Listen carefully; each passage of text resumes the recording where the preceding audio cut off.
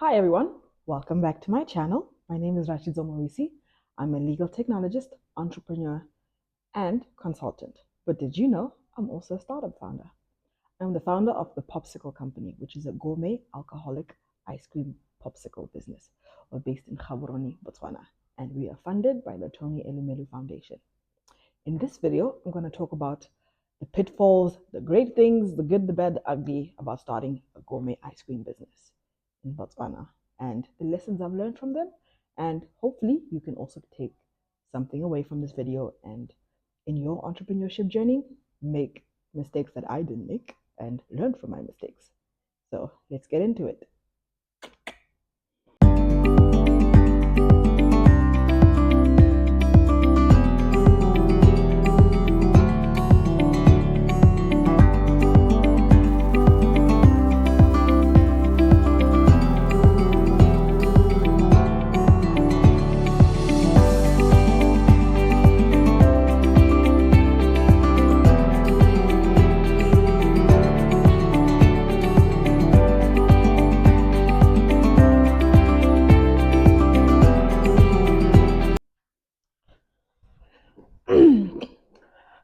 So, how did I decide to start a business and gourmet ice cream one, to be exact? So, the journey of the Popsicle Company is a mix of curiosity and a beautiful mistake. I wanted to make a slushy. So, it was a hot day. If you know Botswana is about 60 to 70% desert. It was hot, and I wanted a drink that would stay cold for a while. And I also wanted it to be alcoholic. So I put it in the fridge and I was like, let it cool down. Let's make a slushy and we'll get back to it. I forgot my drink in the fridge and it froze. And I was like, hang on a minute. This is cool. Maybe let me explore this a bit further. And that's how the Popsicle Company was formed because then I was like, oh, I can make ice cream. Ooh, let's look into this. And I started doing research and went down an 8-month long rabbit hole. But it was a great experience because here we are 4 years down the line. I have a gourmet ice cream business that makes alcoholic ice cream. It is a passion business and it's something that I do almost naturally because I'm a foodie at heart. So I naturally enjoy creating in the kitchen, and also because of my part-time job at university, I was a bartender. My favorite party drink is making people pretty drinks. So the popsicles seemed like a wonderful progression because I get to make pretty little ice creams that look cute, have agriculture, and just look aesthetically pleasing. So you can make that popping picture on the gram, right? So that's also part of my marketing strategy. And yeah, that's how we got here. Now, let's talk about the challenges. Now, guys, starting a food business is not easy. Wow, like you'd think as a lawyer, I understand that there's going to be some challenges. They were challenges, right? Number one, finding suppliers and ingredients that you know are consistent and up to par.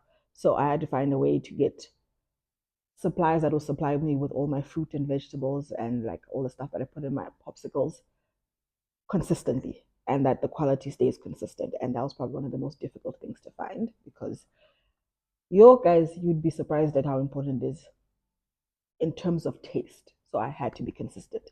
The same with the alcohol that I used, I had to be sure that it was of a certain quality and also consistent across board because also health and safety. So that was one of them.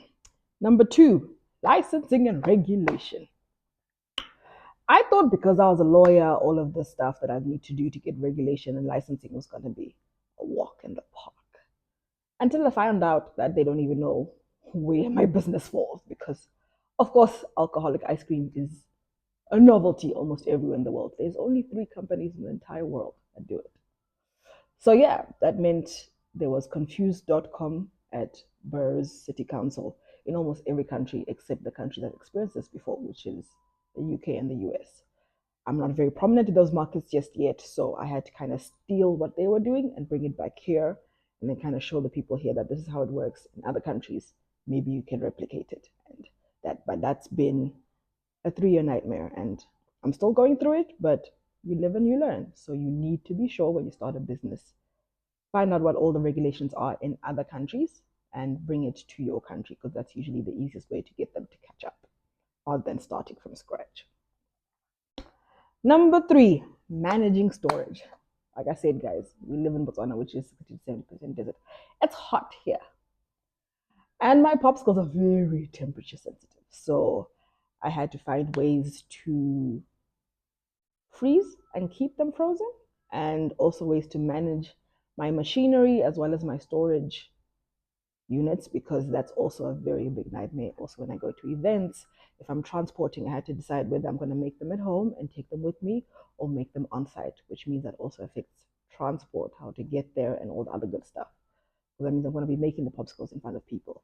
Sometimes it's a cool little gimmick and gets people to come. Other times it's just there's not enough space for you to do that. So it's a very touch and go thing. So it's also something that I had to learn. And I also had to learn about my packaging, because my packaging is also very important in regards to storing the products and how long I can keep them in storage for, because they have a shelf life of about 6 weeks. So that can also be expensive. So you kind of have to think about a lot of things, right?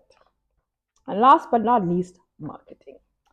So this being an alcohol-based business, I have to be very careful how I market it, because one, I'm a lawyer, two, the health side of things. So my popsicles, one of the USPs is that I use 50% less alcohol, but they're 50% more potent.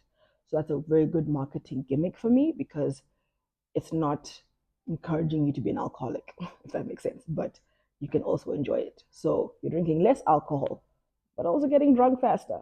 So I feel like that's a win-win, right? I don't know about you, but it's a win-win. So that way I don't fight with the health people, the people promoting less drinking. They kind of on the same page, right? So also kind of putting it out there without kind of encouraging delinquency, because I had to be very careful. It's still alcoholic. And I had to be very particular about my brand, because that's why I went to gourmet and luxury, because you can play with the little nuances when you use certain names and taglines to your product. So I had to be careful exactly how I market it and package it, so that I don't ruffle feathers, right? So yeah, those are some of the challenges that I faced in starting this business. Let's move on to the next phase, right? And that is what I've learned so far. You need to start small and then scale up. So I have about 60 recipes in my recipe book, but I only sell like 10 or 14 at a go, because it's to do with the season, what's popular at certain times of the year. But I had to test all of these 60 recipes out, right? I couldn't put all of these 60 out. So I had to learn that different strokes for different folks, right? So depending on where I'm going, is it an event for a specific brand, or am I doing popsicles for bachelor parties or the bachelorette? Like, what am I doing? So you always have to start small, play with little things, and then once you know that there's a definite demand for something, then you can kind of scale it up and mass produce, because it also saves you a lot of money. There was a time I made 100 popsicles of one flavor and no one liked it. I loved it, but no one did. So it's that kind of thing. You have to learn that sometimes you might like it, but other people might not like it, or your testers, the people you test your product with, might like it, but the greater public also doesn't like it. So start small. It saves you money and stress. Number two, balance is everything. So I'm a startup founder, but I also have a 9 to 5, and I also do other things. So I had to learn how to balance all those different aspects of me. I have to remember that rest is important. Work is also important, because I was bootstrapping before I got my funding. So I have to learn to balance and make sure that my job is not suffering for my entrepreneurship stuff, right? Because that's the job that pays me and pays my bills. Until this is making enough money for me to leave that, or maybe sell that, like I have to keep the two balanced. I also have to keep myself balanced. So I'm the one who's doing everything. So I have to make sure I'm resting, I'm keeping myself sane, because if I suffer, it means everything suffers. So you have to find a way to keep yourself balanced as an entrepreneur, or else everything will fall apart. And that's not what we're looking for here. We're trying to be boss babes here. So find ways to ease your mind, to relax, to switch off. Because an entrepreneurship life is 25/8, not even 24/7, 25/8. So you really need to learn how to pace yourself and keep yourself grounded. Number three, embrace failure and adapt very quickly. So there's a lot of things that are going to happen. Some things might happen very good or well, and some might turn out very bad. You need to learn how to take those in your stride and keep it moving, because unfortunately, your world might be crumbling, but the world is still moving around you. So you need to learn how it is that you specifically recover from rejection or failure, because that's the only way you're going to develop and grow your business.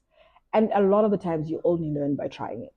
So if you have a fear of trying, you have a fear of actually developing and growing. So you have to learn that failure is necessary, because you require 100 yes, 100 no's before you get that one yes that's going to get you there. And that yes is going to be so much greater because you've done all of these things. You know what doesn't work, and you only know what doesn't work by trying it. So please learn how to embrace.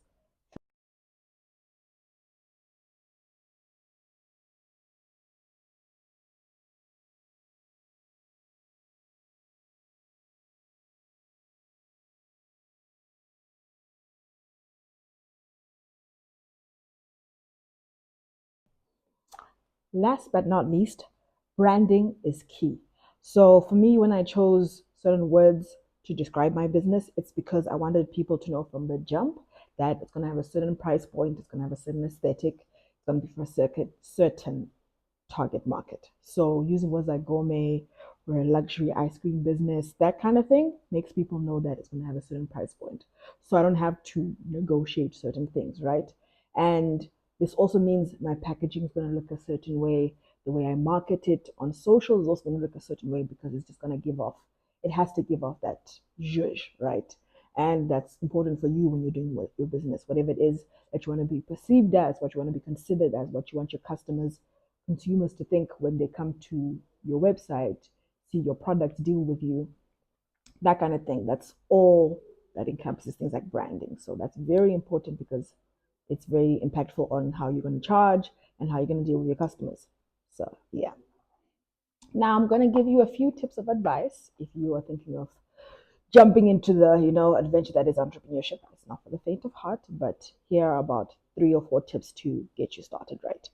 Number one, start with something you're passionate about. I say this mainly because it will allow you to grow a thick skin faster, because if it's something you love, you'll take a certain level of beating for it because you love it, right? It sounds a bit toxic, I know, but you're willing to deal with more because it's something you're passionate about, and you will keep fighting for it, and you'll keep working on it because it's something you just genuinely enjoy. Whereas if it's something that someone's making you do or paying you to do, you'll give up at a certain point because you're just like, this is not my idea, this is not my baby, so whatever, right? But if it's something that you are passionate about and something that's your baby, you will do more for it. So start with something you love. Number two, do your research. Now, research is important on so many different levels, because it's going to guide how you grow your business, what risks you're going to take, how you're going to enter the market, what your product is going to look like, because that means you know your competitors, you know who your target customer is, all that kind of good stuff. So you know how much you have to or have to be willing to spend on certain things, what markets you're going to enter, and how much it's going to cost you. So research will help you avoid making very expensive mistakes. And as an entrepreneur, expensive is a problem. So for you to avoid expensive as much as possible, do your research. And it will save you a lot of stress, a lot of failures, a lot of time that are not necessary. Right? So do your research. And that leads into number three. You need to take calculated risks. The only way you can take a good calculated risk is if you know your market, your customer, where you want to grow. So those two are kind of linked together. You have to take risks, but you can only take risks if you know your market, if you know your customer, if you know what your product needs to do. So do the right thing and do the two together. And last but not least, networking. Now, networking is amazing. It's a great tool, and it's very necessary because it will get you into those rooms that you normally wouldn't have gotten to. It will get you to your mentor. It will get you to your sponsor. It will get you to a potential investor. So you need to learn how to network, and whatever that looks like for you. Some people are very good at writing, so reach out to people on LinkedIn, on social media. Some people are like me who are good at talking. Talk to people. Find those people. Now, see, research. You research the people who are in your target industry, target market, and who you'd want help from or you want guidance from, and then reach out. The only way that helps, that works, is if you've done your research and you're taking that risk and reaching out to the person. So you see what I did there? They all kind of link in together. So networking is very important because I'm a very big believer in collaboration is the new competition. We grow by working with each other. And there's a reason why there's a Pick and Pay and a Tesco and all these supermarkets in the same place, right? Everyone has their lane. You just need to properly and correctly define your USP with your research, and you can get into the market properly without any qualms and grow your own market share. So I hope those things helped and this video has been insightful for you. I hope you stay. I hope you share it with any of your friends, family, and whoever you think may benefit from this. Remember to click the notification bell so that you get notified when I upload my next video. My videos go up every Monday at 8 p.m. Central African time. I hope to see you in the next video. And the next video, we're going to be talking networking hacks for legal professionals, how to grow that productive and efficient professional circle. I hope to see you there and see you next time. Bye.